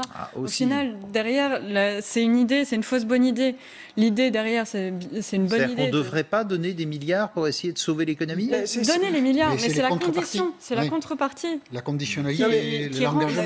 C'est vrai quand Jean Castex Donc Martinez a raison alors ? Non, justement, il a tort, parce qu'il demande des contreparties alors que justement, elles ne fonctionneraient absolument pas, elles n'auraient pas les fait escompté, puisque avec une augmentation, par exemple, du coût de travail, il y aurait forcément un report des entreprises vers l'étranger pour pouvoir compenser le surcoût, parce que si on les obligeait finalement d'augmenter leur prix, si les charges, c'est de dire aux entreprises l'argent qu'on vous donne, c'est pour préserver les emplois. Et quand on pose la question à Jean Castex, il ne veut pas l'obliger, il dit j'en appelle à la responsabilité des entreprises.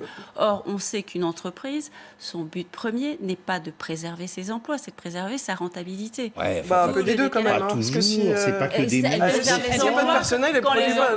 Oui, elle préserve. Vous avez vu ce discours aussi de certains. Les entreprises ne sont pas que des monstres forts. Non, mais je fais une discussion, je ne vais pas de alors attendez, Henri Sterdignac est avec nous. Henri Sterdignac, vous êtes en Skype avec nous, on me dit que vous en allez, alors restez avec nous. Qu'est-ce que vous en pensez de ces 100 milliards distribués sans contrepartie aux entreprises et que dénonce la CGT ? Il y a une partie importante qui a quand même une contrepartie, puisqu'une partie importante de ces 100 milliards est destinée à inciter les entreprises à faire de l'investissement écologique. Et dans ce cas-là, effectivement, il y a une contrepartie. Donc la question de contrepartie se pose pour les 20 milliards de réduction de l'impôt des impôts sur la production.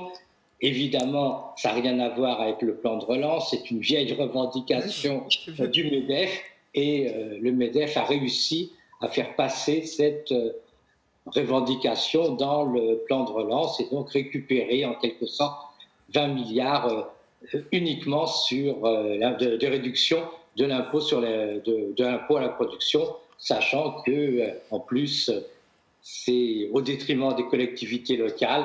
Et donc là aussi, il va falloir que l'État pense aux collectivités locales. Alors regardez ce que dit M. Roux de Bézieux, le patron du MEDEF. Il dit globalement, ce plan, il est très bien. C'est avant tout une victoire du MEDEF pour vous? C'est en partie une victoire du MEDEF. C'est en partie une victoire des écologistes, puisqu'il y a quand même une forte partie du plan qui est consacrée à la transition écologique. Le MEDEF réussit à récupérer une partie pour une baisse de l'impôt sur la production. Les perdants, ce sont les ménages les plus pauvres, les précaires, qui ne sont pas servis par le plan, alors qu'ils auraient pu attendre quand même, par exemple, une revalorisation du RSA ou une prime spéciale pour compenser les difficultés durant cette période.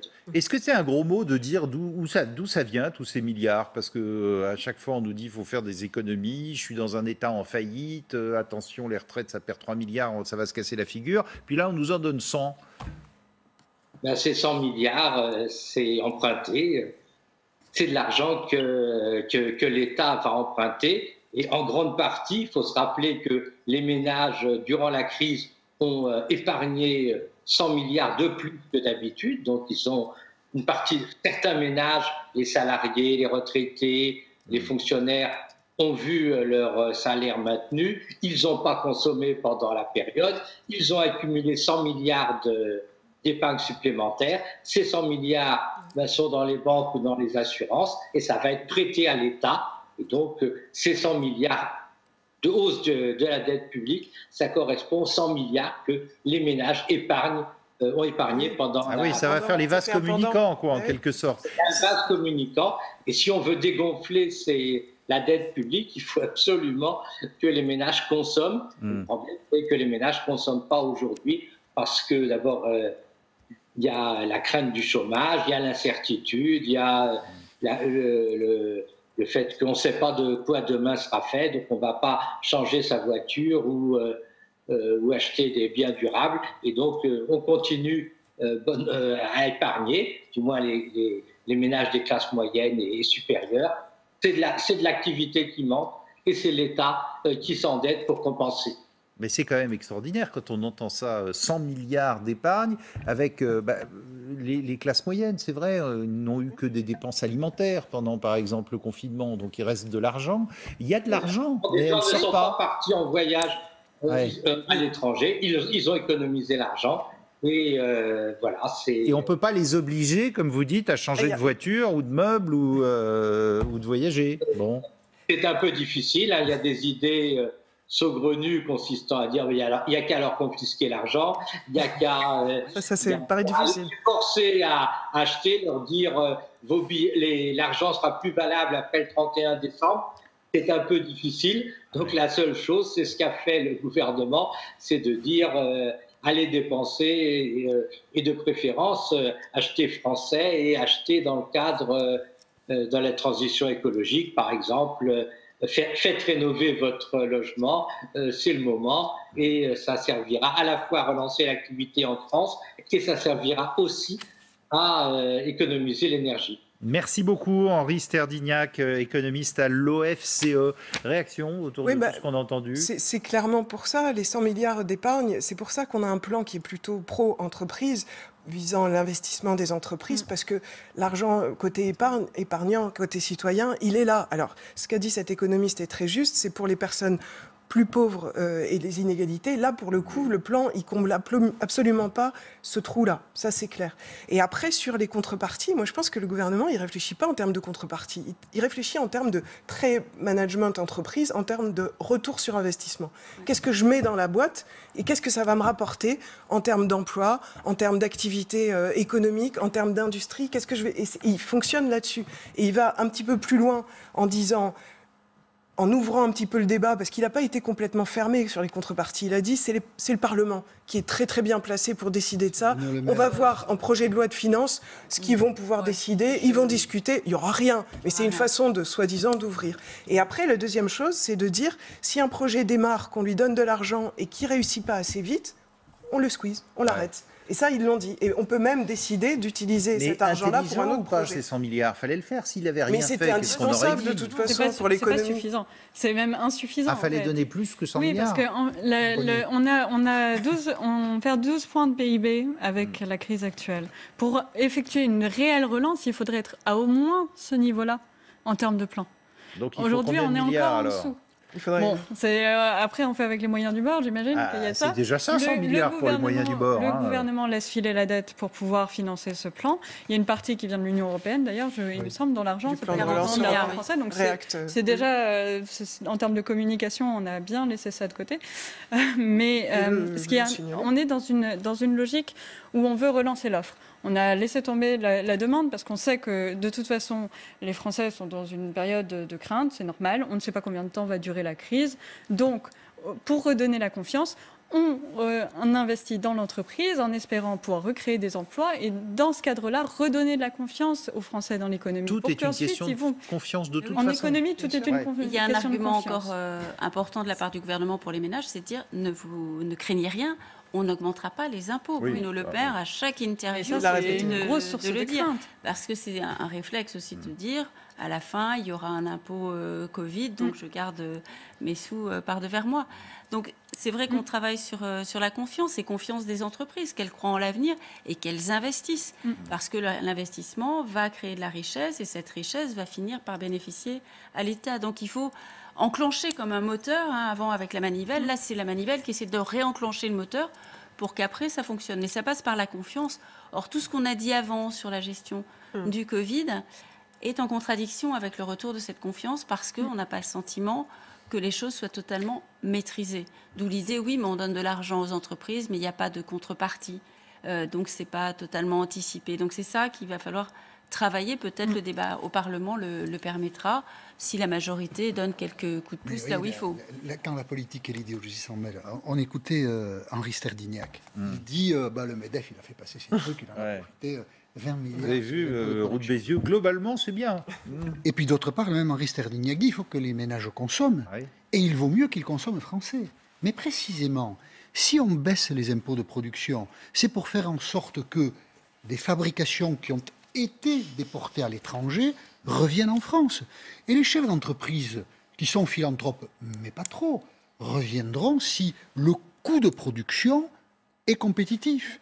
Et donc il faut bien baisser les impôts de production si on veut que quand les ménages déferont leur bas de laine, ils consomment français plutôt que coréen.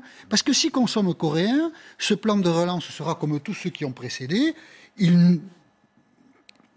il créera du chômage davantage qu'il ne résoudra le problème de la main-d'œuvre, puisque ce qui sera consommé ne sera pas fabriqué en France. Et puis la politique encore. Marine Le Pen qui dit c'est scandaleux parce que les TPE et les PME n'ont que 3 milliards sur 100 milliards. Mais la part dans le plan qui est présenté pour les entreprises de 35 milliards.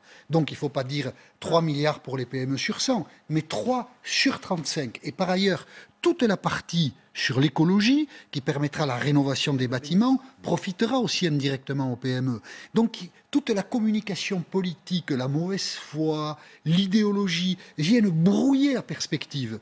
Et comme vous faisiez remarquer justement, tous ces milliards, comme on ne sait pas en plus d'où ils nous tombent, comment voulez-vous fabriquer de la confiance quand vous avez à la fois de l'incompréhension des phénomènes et de la mauvaise foi qui se greffe dessus? Donc du coup, les opinions publiques doutent, donc du coup, les consommateurs ont du mal à débourser, et donc du coup, la machine n'embraye pas. Sans compter qu'ils se disent, ça va peut-être se refermer cet hiver, le Covid. Là, oui. hein, mais bon, juste sur les TPE-PME, je pense qu'il y a une maladresse aussi, parce qu'on sait que c'est un peu toujours la faille de ces grands plans, parce qu'ils profitent souvent aux grandes entreprises. Et là, en l'occurrence, il y a eu un peu rétropédalage, enfin pas rétropédalage, mais une communication après coup, puisqu'on a entendu parler de ces 3 milliards. Et tout d'un coup, Alain Griset, communiqué de presse, dossier là-dessus, qu'est-ce que les TPE et les PME vont avoir?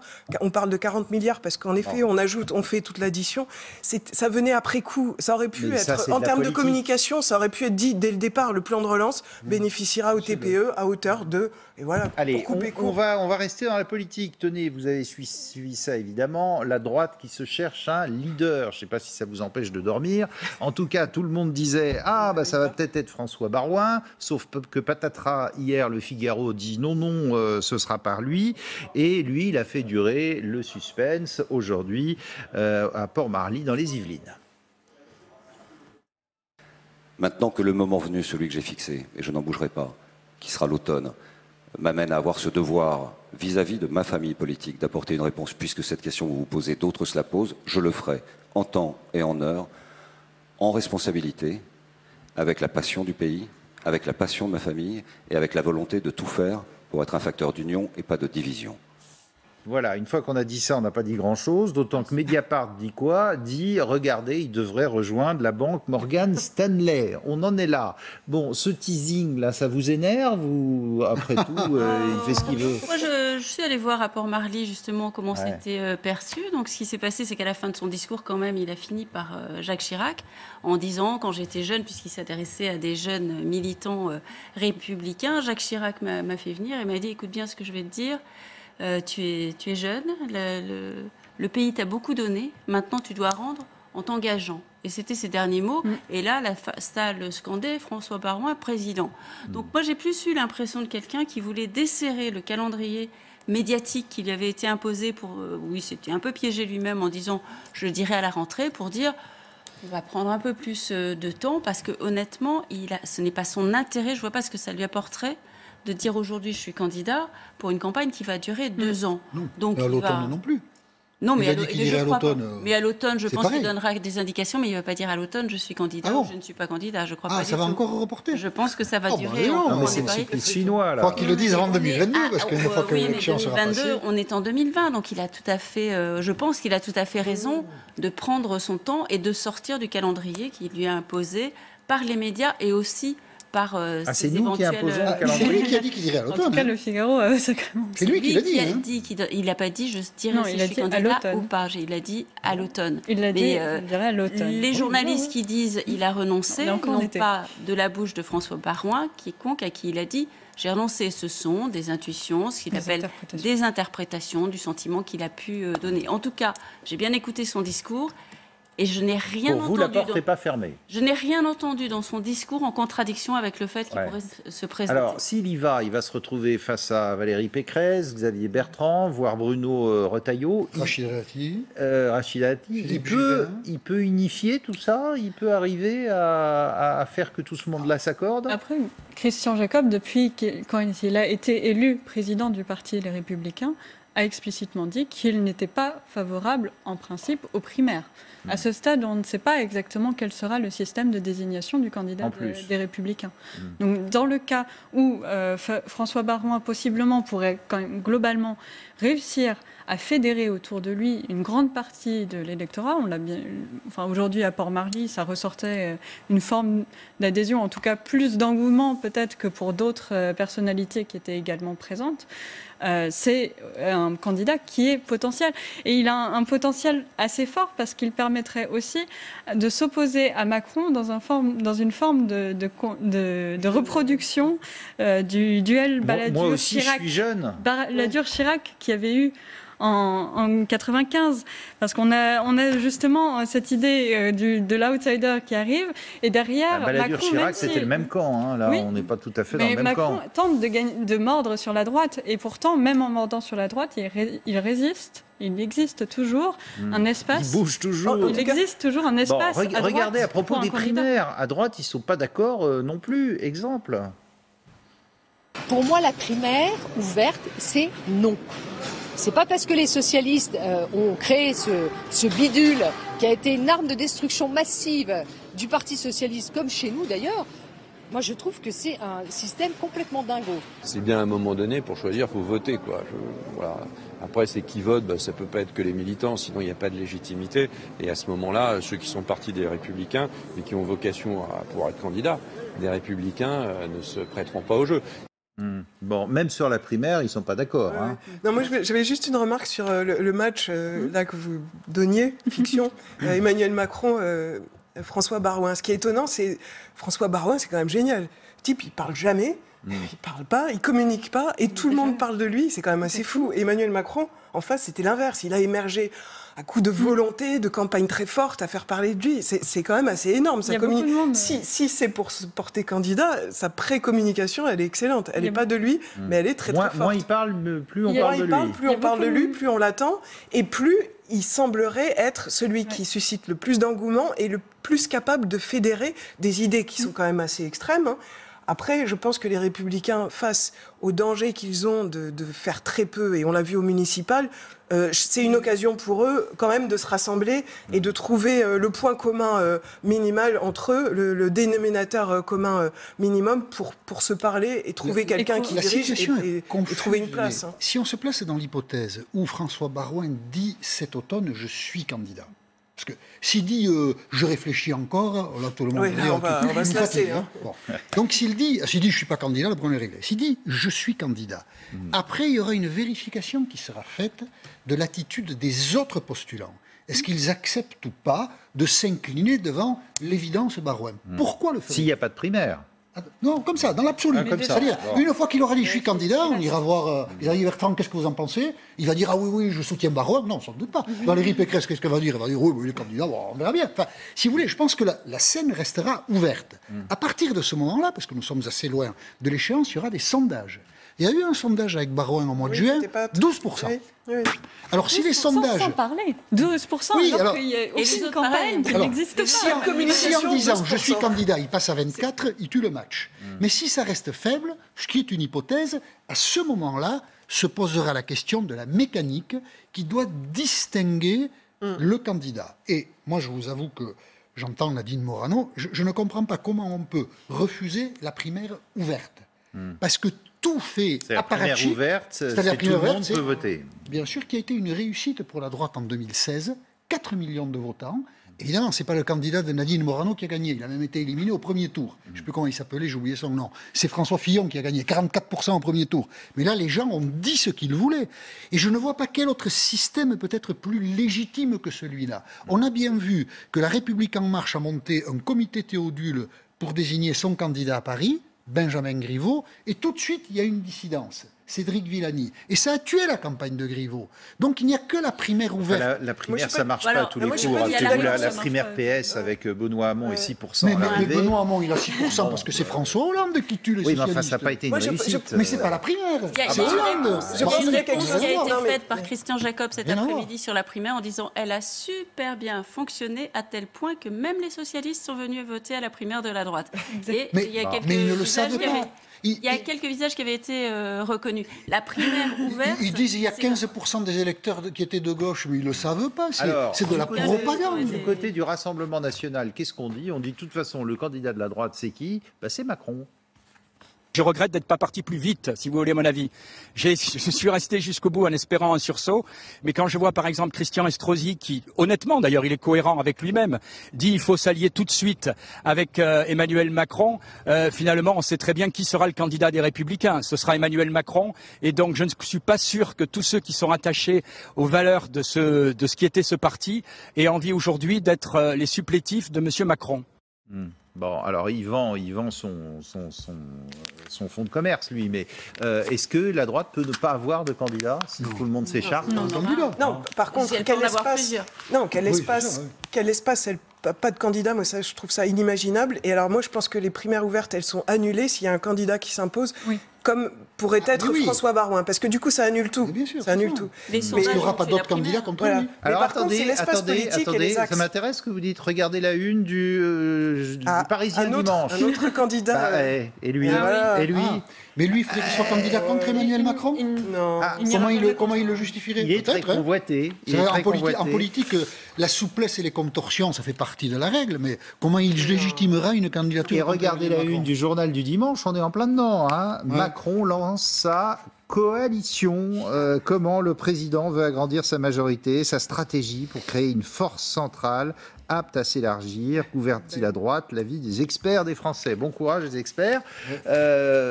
Macron, vous pensez qu'il peut continuer à siphonner la droite comme ça et à faire en sorte qu'il n'y ait personne en face? Il a tenté de le faire pendant les élections municipales. On voit très bien que globalement, à chaque fois que les électeurs ont pu voter pour leur couleur d'origine, ils y sont retournés. Donc si une candidature en face émerge et qu'elle est crédible, les gens ne suivront l'électorat de droite qui s'est rabattu sur Macron reviendra à son origine. On se posera la question de la présence d'Emmanuel Macron au second tour. Oui, tout à fait. Il a tellement de fragilité à travers tout ce qu'il a fait là, récemment, et aussi très peu de chance. Il est en train de perdre toute la gauche. Il est à droite, il gagne, mais que de manière conjoncturelle.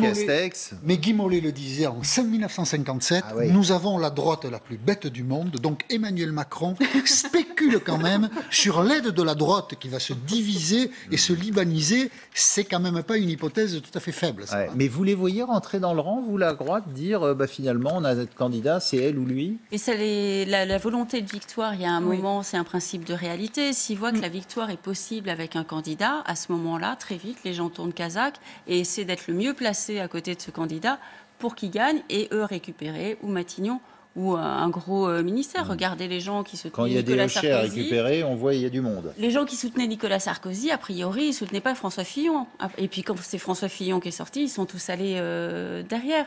Donc en politique, il y a des principes de réalité, où à la fin on se rend compte que finalement on est de la même famille et si on veut gagner il faut s'unir. Ça a toujours été la règle à droite. Oui, mais l'union, d'accord, mais après il faut voir quel espace ils peuvent occuper, parce qu'en effet quand même Emmanuel Macron est porté de plus en plus sur la droite, avec le centre, avec François Bayrou qui arrive comme haut commissaire au plan, mais voir qu'est-ce qu'ils peuvent développer. Là on parle de sécurité, est-ce qu'ils peuvent monter en puissance et arriver vraiment là-dessus pour convaincre? Ça va venir. Et ça va, oui, mais ça va être aussi ça, de voir quel espace ils ont quand même et quel espace leur laisse Emmanuel Macron. Allez, merci beaucoup en tout cas d'avoir participé à ce samedi soir. Tout de suite, d'autres infos sur LCI et notamment le journal.